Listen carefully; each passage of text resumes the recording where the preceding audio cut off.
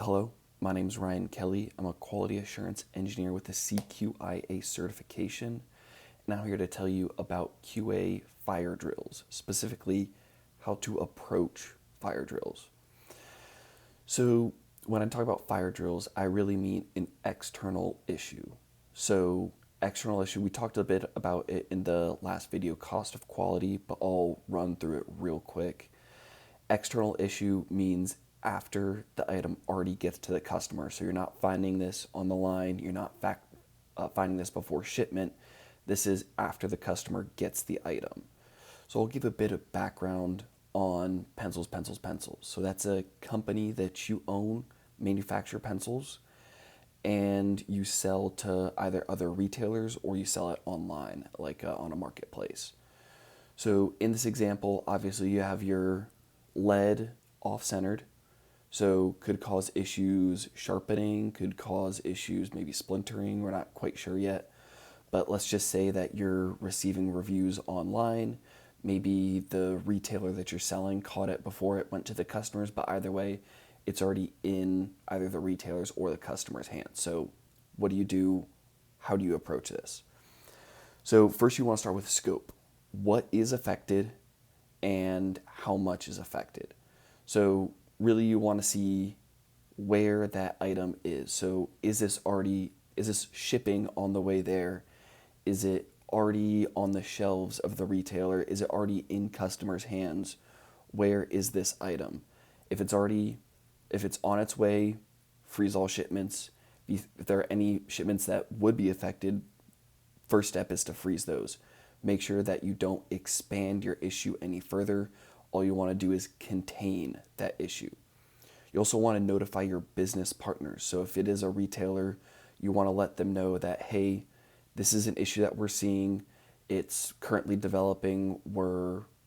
Let them know what steps you found, what items are affected, and how you are approaching this.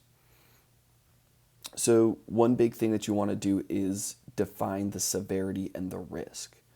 So for pencils, let's say it is just that off-centered lead.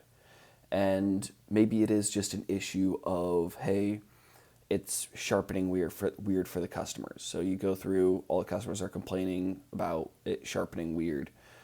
Or maybe it might be different. Maybe you're taking it and because the lead's off-centered, someone's trying to write with it and then they snap the pencil.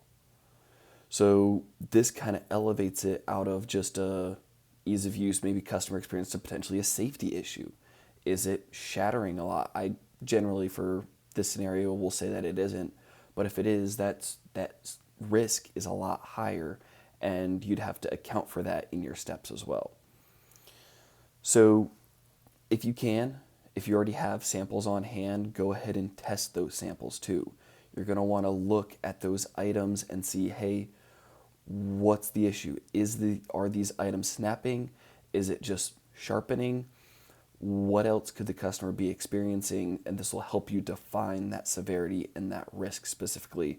It could just be cosmetic. It could be maybe this case would be a little bit harder for it to be cosmetic, but maybe the lead's slightly off-centered. You could still write with it on all sides. It just looks a little funky when somebody sharpens it. Maybe it's a functional issue, so just that writing or the sharpening, and it's just not sharpening. But if it is that safety risk, you'll want to be extra careful with that.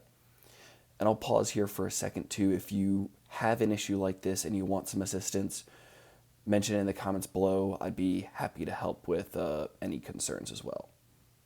Obviously, I assume you don't have pencils that are affected, but if you do, let me know. Anything else, I can help as well. So now you want to dive into a solution. The solution for pencils could be different, again, based on that severity. If it is just cosmetic, maybe it's a silent collection and replacement on the shelves. Maybe some people are a little unhappy with their item, but there's no risk to the customer specifically. So you can work through with your retailer, go through the stores, and ship new items, maybe have some new pencils on standby to be maybe drop shipped to the customer too directly if there is an issue. Maybe it's a partial pullback. Maybe you have to go into stores, you have to tell them to take items off the shelves. You have to potentially buy those items back from the stores and sell them new items instead. So that way they have these new items that can go on the shelf. And again, you might not have the full solution, these full pencils that you can give to them just yet, but it's still a good measure to work through with them. Or do you need a full recall? This could be, again, in the scenario for pencils, it probably wouldn't be a full recall. But if it is deemed a safety risk and customers are at risk when they're just using this pencil in normal use, then a safety recall might be the way to go. So after you've done all that and you've defined the risk and the severity, you're going to want to be able to and you have your solution in hand, you want to be able to protect your brand as well. So this is afterwards, you have your solution. You want to look at, maybe if you have a website for pencils, throw FAQs on there that say, hey, if my pencil's sharpening weird, if the lead's off-centered, if something else is happening, let them know on the website that they could view there and maybe have a path to replacement.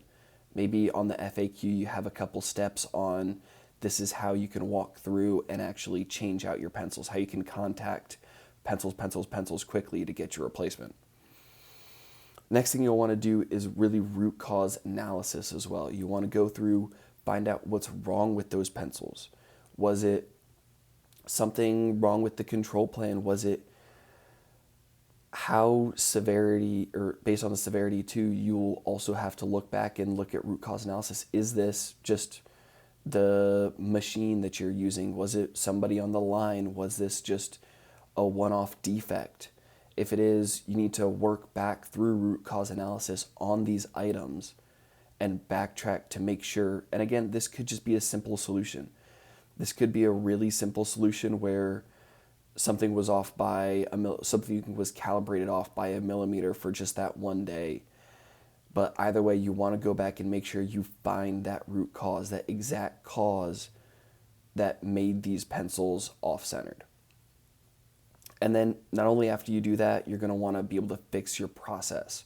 So if it is just one machine was off by a millimeter, okay, let's go ahead, not only fix that, let's grab some pencils off that fixed line, test them, make sure that they're not having the same issues before we reship them. You might need to get them certified, checked by your QA that's in the factory, your QA, QC that's in the factory.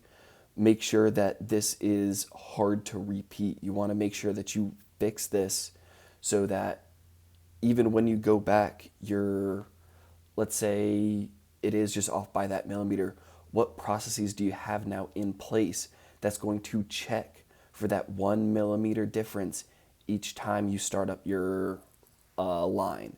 So if that's an extra control plan in place, so be it. If it's something else, define what that is. You're going to want to make sure that you document that as well, and that'll be kind of in the future step, making sure you wrap up, but still make sure that this is documented about what the issue is. This will make it really easy to share with your retail partner as well.